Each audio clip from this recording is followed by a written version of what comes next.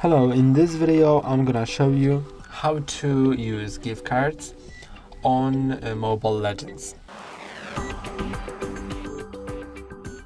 Click on your profile in top left corner, then click on settings, then redemption code, and here enter the code from the gift card. Then click on done and OK, and when you do that you can go back and find the mailbox here, and you will see